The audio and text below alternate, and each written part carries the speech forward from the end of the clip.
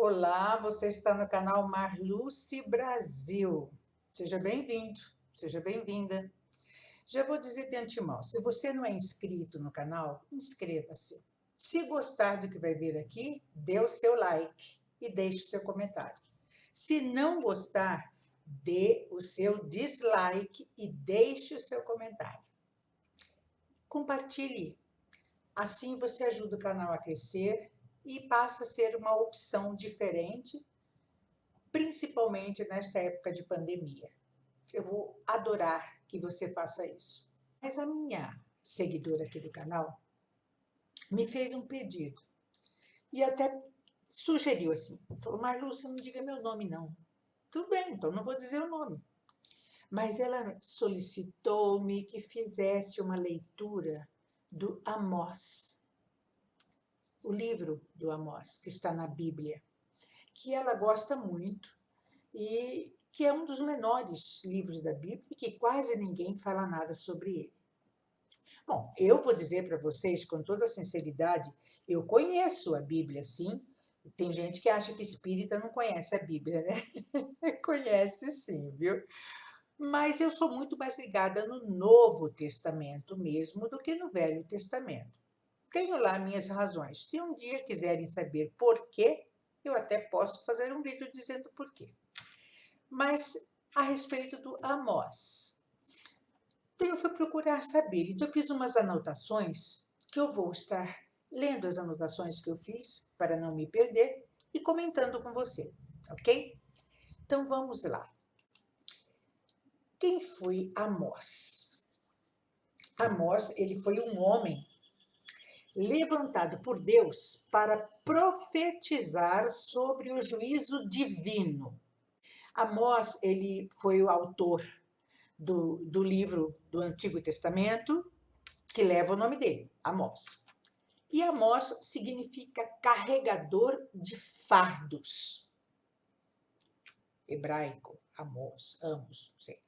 Bom, além disso, o que é dito nos escritos de Amós fala sobre quem que ele foi realmente. Mas o interessante é que no livro de Amós a gente encontra detalhes muito importantes que fornecem algumas informações, reconheço, valiosas, sobre principalmente a história dele, né? Então, quem foi Amós?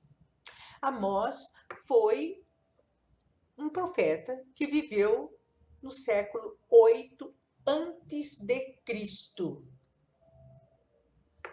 Bom, logo, né, na introdução do seu livro, Amós informa até, né, para os seus leitores, né, da Bíblia que ele teve uma visão. Ele teve uma visão e nessa, né, ocorreram, né, que ele falou com Deus, né, e nessa visão ele previu um grande terremoto. Esse terremoto foi lembrado até pelo profeta Zacarias, tá? Como se fosse um ato de julgamento divino. Bom, o Amós, ele era um homem simples, ele era um homem de origem rural. Ele foi pastor de ovelhas, ele foi boiadeiro, ele foi colhedor de sicômoros. Os sicômoros é um tipo de figo. A familiaridade de Amós com a vida no campo, ele mostra nos seus escritos, né? Quer dizer, nos escritos que fizeram a respeito do que ele falou, né? Porque não foi ele que escreveu. Eu estou começando a falar porque eu não gosto, não sou muito ligada no Antigo Testamento, mas eu não vou falar. Vou falar de Amós. Bom, Amós, ele não tinha estudado para ser profeta. Aí vocês vão dizer, mas estudava para ser profeta? Parece que sim. Parece que naquela época os profetas, eles conviviam com outros profetas para entenderem essa familiaridade de comunicação que para nós no espiritismo a gente chama de mediunidade. Não, não posso falar disso, não é isso. Vou voltar, tá? Então Amós, ele não estudou. Bom, entenderam, né? Ele não estudou para ser profeta. Na verdade, Amós, ele fazia questão de dizer que essa afinidade dele com Deus não tinha conexão religiosa. Então, ele não tinha uma filosofia a ser seguida, era ele e Deus. Deus falava com ele e ele falava com Deus. Ele, apesar de ser um homem do campo, ele mostrava naquilo que ele falou e que outra pessoa escreveu o que ele falou, dizia que a lei de Deus ele conhecia, a lei de Deus, ele conhecia a história da aliança que Deus tinha feito com o povo. Referia, por exemplo, a Sodoma e Gomorra, né, ao Êxodo, à conquista de Canaã, a Isaac, a Jacó, a José, tudo isso ele falava no que ele falava, que outra pessoa escreveu o que ele falava. O profeta Amós, ele recebia de Deus a visão das palavras que ele deveria profetizar. Tudo isso que eu estou contando é que está no livro da Amós, tá? Muito provavelmente, eu acho, né, que o Amós ele profetizou durante o período em que havia paz entre Israel e Judá.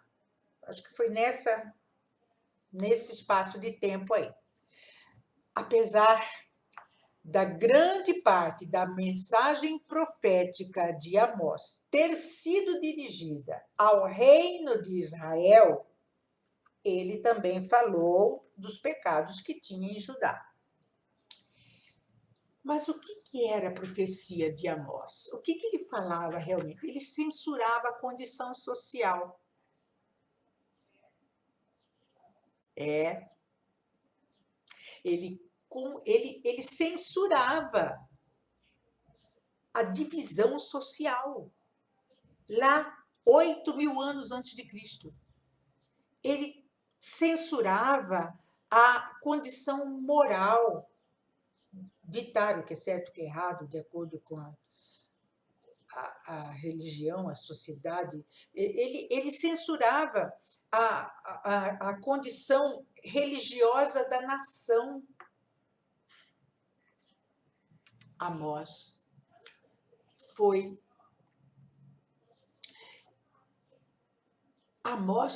um cara adiante do seu próprio tempo. Olha só, 8 séculos, né?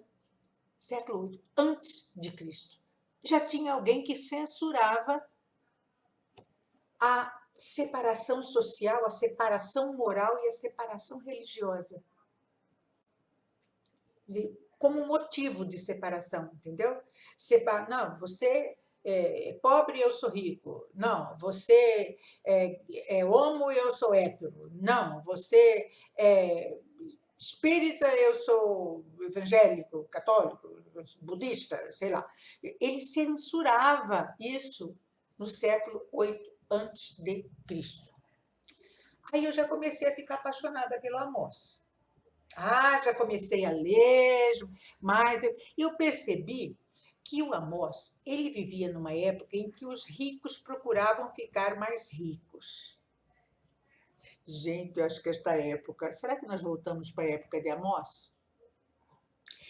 Ele censurava a imoralidade como um nível abominável, a perversão religiosa. Ele censurava a perversão religiosa. Eu encaro como perversão religiosa. O que é perversão religiosa? Deixa eu falar para vocês o que eu acho. É quando você cobra para fazer o bem, é quando você vende pedaços do céu, é quando você vende vassouras, canetas e terras. Isso para mim é perversão religiosa. Quando você exige do seguidor um aluguel para ser seguidor. Tem gente que chama isso de dízimo, mas a gente sabe muito bem qual é a história do dízimo, né? Então, isso para mim é perversão religiosa. E ele censurava também a perversidade mesmo, sabe? Da idolatria,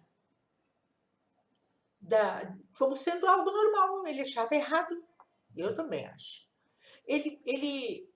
Enquanto os verdadeiros cristãos, né, eram ridicularizados por serem devotos, e eu acho que isso ainda acontece, Amós, ele alertou a respeito da severidade do julgamento de Deus. Mas ele também falou de esperança, ele também falou de restauração, de oportunidades, de você reconhecer o erro e não errar mais. E ele ditou praticamente a vinda de Cristo.